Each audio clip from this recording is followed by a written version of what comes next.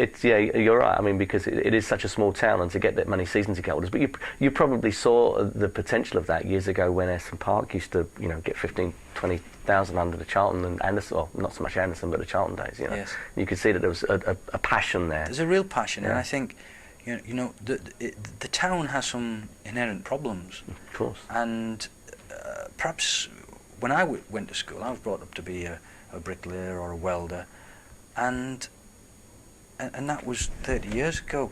And I still don't think that only in the last 2 years have we began to show, as the town began to show some real ambition both for its town and its people. That's partly a byproduct of this, isn't it? Well, I think this has certainly helped, but I think that at the moment we're very fortunate to have Ray Mallon as mayor. And I think we're very fortunate this time as well. I think that there's been a big shake-up in the police. I think there's an awareness from government level that there's got to be more inward investment in Teesside, and I think that's happened. And I think that perhaps the outlook for the town now has never been brighter. Certainly not in the last 40 years. I enjoy the role that I've got. I'm not looking for in any way an anti-Brian Robson angle, and you'd have known that if you read the interview I did with him a couple of years ago. I got no gripe with him at all. But so I'm not going to misinterpret anything you say. Sure. But as you know, the fans clearly made a decision at some stage, and you must have made a decision at some stage, and this was Brian's decision to bring in Terry Venables. I'm wondering whether there was a point in time when you thought for yourself that something's got to change here, and that involved... Well, if we look at Brian's 7 years at the club, 6 of them were fantastic. Yeah. In terms of the progress that we made, and what we had was the profile. One bad year, and if you look at that bad year, we probably had a bad 3 months. And everything that could go wrong for Brian went wrong. And the pressure he was under, the personal pressure he put himself under to try to find a solution. And I know that although occasionally he might have made the wrong decision, he made that decision for the right reasons. Yeah, it was made honourably. It was made honourably, and it was always made in the best interest of Middlesbrough Football Club. And it was massive of him. I remember him pulling me to one side and he said, "Steve, I need to change things, and I don't think that and I've tried everything I can. I've got to bring some help in." And I said, "I agree." And he said, sorry to interrupt you, does that mean you had already made that decision in your head? If you agreed with him, had you already given it some thought at that point? We'd all given it some thought. I mean, I think we had something like 11 points after 17 games. And we'd brought in Hugo to the club. I mean, the season was massively upset with the loss of Christian Ziege. Yeah. And I think we'd spent 22 million going into that season. We'd finished with 52 points the previous year. Yeah. And what we'd played was quite negative football. Brian had been bitten. We'd had that fantastic cup year where we got everyone knows the story of the 2 cup years and the relegation. But we had something, and I'm not being disrespectful to these players, but if you look at the lads that we had up front, Emerson, Ravanelli, Juninho, Barmby, we had some real quality there. Absolutely. Yet defensively, it'd be unfair to name the players, but if you look at what players we had playing then, they were miles apart in talent. Yeah. And Brian, we got relegated, and Brian, as discussed as a club, going for it, being solid and experienced, because we felt it really important that we stabilised in the Premier for 2 or 3 years, get our base right. And we went for older, more established players like Gary Pallister. Yeah, Pallister came back. And we went a little bit negative. And for a club to get 52 points, playing that sort of football, we actually got 51 points in our promotions the first year that we got promoted, and not many clubs achieve that. No. And the season after, we got 1 more, 52. 1 more. Yeah. And then we sat down and said, right, we're going to have to sweeten the football. Yeah. We're going to have to make it a little bit more attractive. We had, and Brian was convinced the way forward was with 3 centre backs and wing backs. And we had Christian Ziege, who we all enjoyed while he was here on the left. Yeah. And we brought in Karambo on the right. Yep. Unfortunately, we lost Ziege.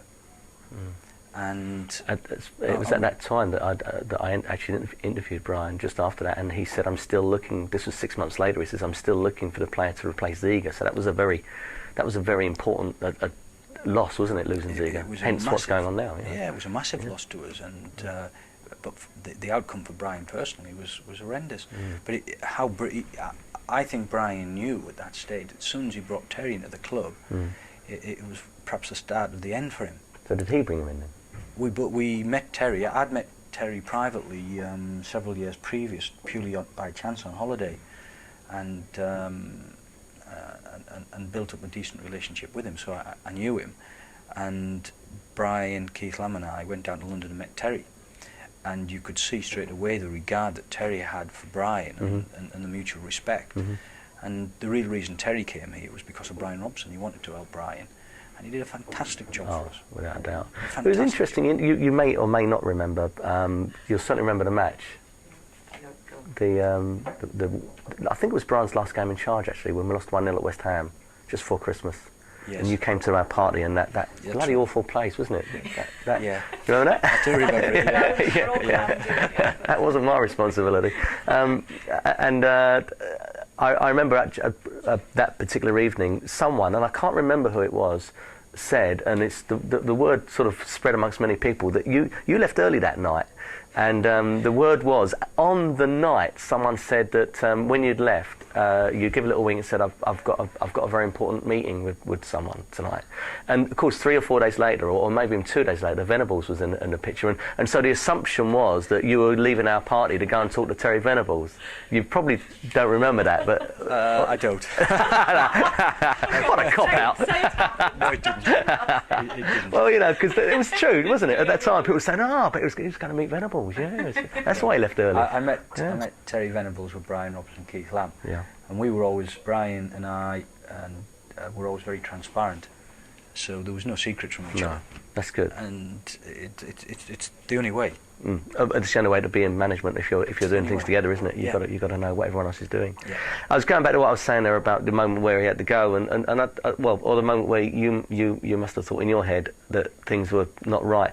I remember specifically a moment when my heart would have bled for you, because it was a game here where we were 2-1 down with a minute to go against Bradford, and Paul Lynch just knocked in this goal out of nowhere in the last minute to get us a point, and we were second bottom and really struggling at the time, and Bradford were bottom, they were going down. And the camera panned to you when that goal went in, and you nearly fell off your chair with relief. Do you remember that? I think that was. I thought, you poor bastard. You know, the pressure you was under there must have been terrible. It was vital. I mean, you feel not just for yourself, but you feel for those who working so desperately hard. And I watched people at this football club, almost fall apart under that pressure. Yeah. And an age, the pressure that they're under, and getting no respect or no credit for the work that they were doing. Yeah. And I would watch Brian Robson come into work, knowing full well that he'd spent the previous night with no sleep, tossing and turning, and it wasn't unusual to get phone calls from Brian at all hours. I mean, he worked incredibly hard, as did Viv, as did Gordon McQueen, searching for that magical ingredient. Yeah. And sometimes you look for something and it just isn't there. You're looking for something to turn it around. Yeah.